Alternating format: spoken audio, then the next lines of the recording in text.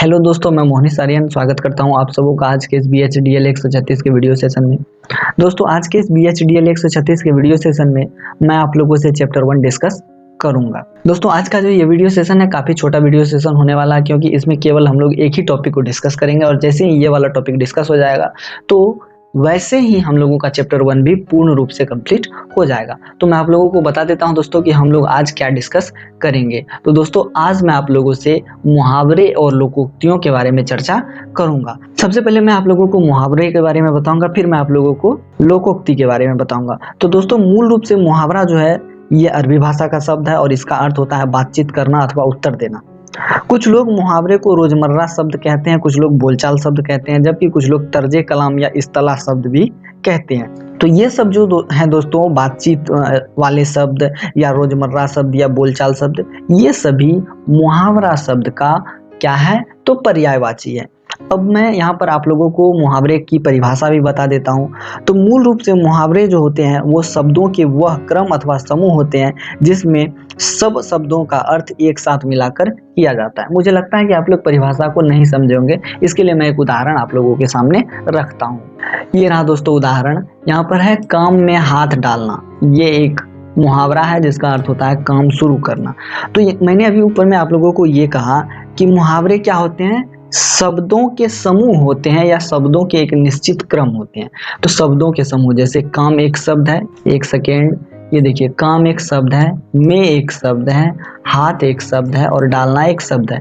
तो ये जो शब्दों के समूह होते हैं या फिर ये जो शब्दों के क्रम होते हैं, तो ऐसे ही क्रम को मुहावरा कहा जाता है अगर इन सभी शब्दों के अर्थ के क्रम या समूह को एक साथ मिला करके अर्थ निकाला जाए। जैसे कि यहाँ देखिए, मैं इसको जरा इरेज करके आप लोगों को बता देता हूँ। यहाँ पर लिखा हुआ है काम में हाथ डालना। यहाँ काम अलग है, में अलग है, हाथ अलग है, डालना अलग है। तो सभी शब्द अलग हैं, सभी को एक करके एक नए अर्थ को प्रकट करने की कोशिश की गई है इस वाक्यांश के माध्यम से। जैसे ये वाला वाक्यांश जो था, तो यहाँ पर देखिए काम में हाथ डालना, तो काम शुरू करना। तो मैं उम्मीद करता हूँ कि आप लोग मुहावरे को समझ गए होंगे। अब मैं आप लोगों को एक बात और बता देता हूँ दोस्तों, मुहावरे जो हैं ये मूल रूप से वाक्यांश होते हैं, मतलब वाक्य के अंश होते हैं, ना कि ये कंप्लीट वाक्य होते हैं। ये पूर्ण रूप से कभी भी वाक्य नहीं होते हैं, अर्थात ये खुद में कंप्लीट नहीं होते हैं। इनको वाक्यों के साथ, अन्य वाक्यों के साथ जोड़ करके कंप्लीट किया जाता है। और भी ऐसे मुहावरों के कई सारे उदाहरण हैं जो कि आप लोगों के पुस्तक में दिए हुए, आप लोग पढ़ लेना।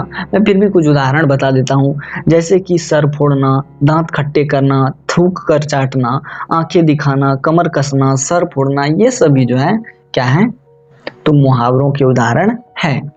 दोस्तों, अब मैं आप लोगों को बता दूं कि व्यक्ति जो है मुहावरों की सृष्टि नहीं कर सकता, अर्थात व्यक्ति अपने से खुद से मुहावरों की रचना नहीं कर सकता है। व्यक्ति जो है मुहावरे को भाषा के अन्य शब्दों की तरह, जैसे कि भाषा हम लोग समाज से सीखते हैं, वैसे ही व्यक्ति मुहावरे को भी समाज से ही अर्जित करता है। और व्यक्ति को मुहावरे के अर्थ को पहचानने की क्षमता भी समाज से ही मिलती है। जैसे कि लाल पीला होना, इसका आप लोग सामान्य सा अर्थ क्या देंगे?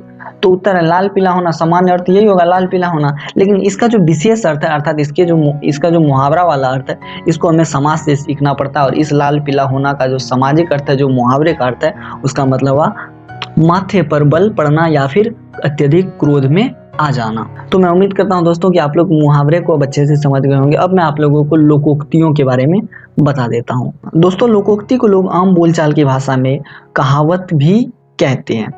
तो अब मैं आप लोगों को बता देता हूं कि आखिर ये लोकोक्ति क्या है। तो दोस्तों, बहुत अधिक प्रचलित और लोगों के मुंह चढ़े अथवा मन गढ़े वाक्य को लोकोक्ति की संज्ञा दी जाती है। लोकोक्ति वाले जो वाक्य होते हैं, लोकोक्ति वाले जो वाक्यांश होते हैं, इन वाक्यों में जनता के अनुभवों का निचोड़ या सार रखा होता है। और ये जो लोकोक्ति होती है दोस्तों, इनकी उत्पत्ति एवं इनके रचनाकार की जानकारी किसी को नहीं होती है। और दोस्तों, ये जो लोकोक्ति होते हैं ये मुहावरे की तरह वाक्यांश नहीं होते हैं, बल्कि लोकोक्ति जो है वाक्यांश न होकर पूर्ण और स्वतंत्र वाक्य होते हैं।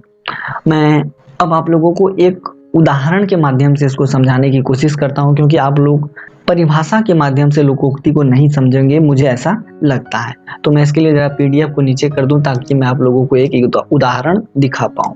तो दोस्तों, यहाँ पर रहा उदाहरण, नाच न जाने आंगन टेढ़ा। तो ये जो है एक लोकोक्ति है।